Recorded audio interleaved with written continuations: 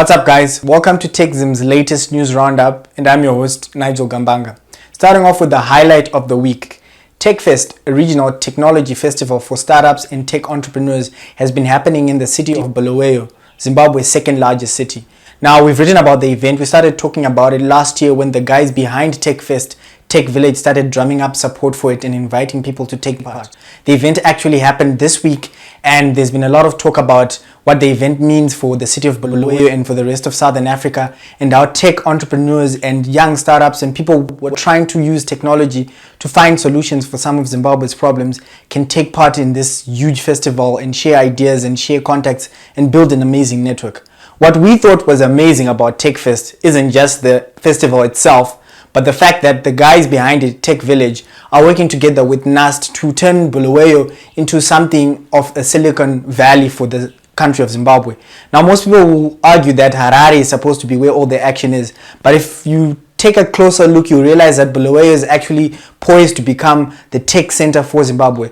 There's an institution that is mad about technology, that is, of course, NAST, and other institutions like Bulawayo Poly also chime in, and there's some tech startup activity there as well. You've also got a very vibrant tech entrepreneurship culture. We've got hubs like SkyHub and Tech Village itself throwing in a lot of efforts and developing a lot of solutions for some of the problems that are being faced by the people of Bulawayo and the rest of Zimbabwe.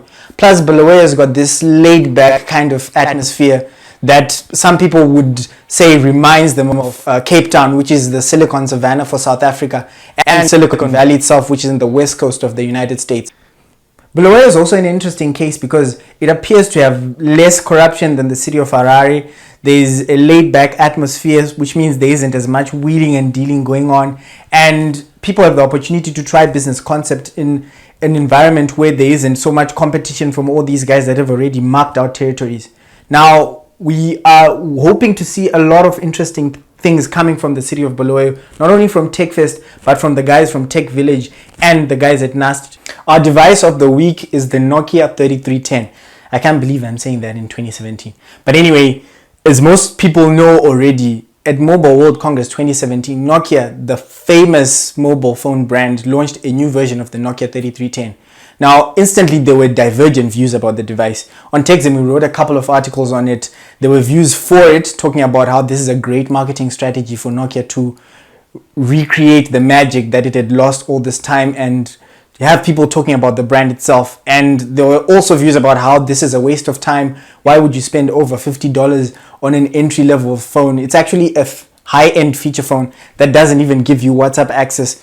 We are checking out all the feedback that's coming from people. We are actually hoping to get our hands on the device as soon as it lands in Zimbabwe and do a review and possibly compare it to other high-end feature phones and find out if people are actually willing to pay the $60, $70, $80 associated with landing the device in Zimbabwe. But for now, if you want to check out more about it, look at the articles we wrote or go to our Facebook page and check out what our correspondent at Mobile World Congress 2017 had to say about the device straight from the Nokia stand.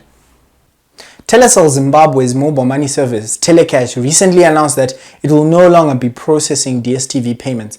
Now, this news hasn't come as a surprise to most people who've been monitoring the way financial institutions are dealing with the shortage of foreign currency.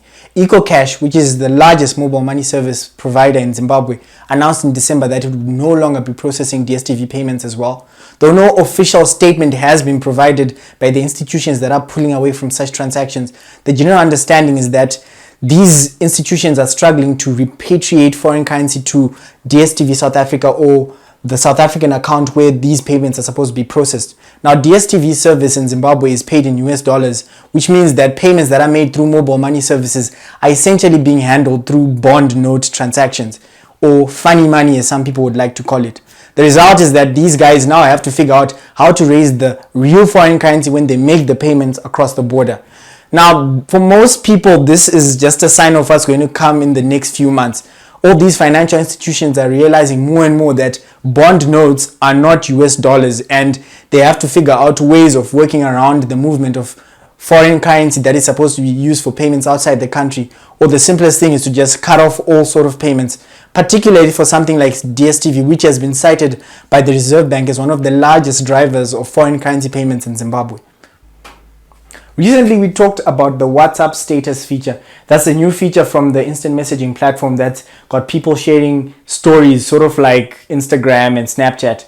Now, there have been a lot of comments about what this new status feature means and how frustrating it is for some people, and how it's an awesome addition to the instant messaging platform, turning it into something that it traditionally isn't.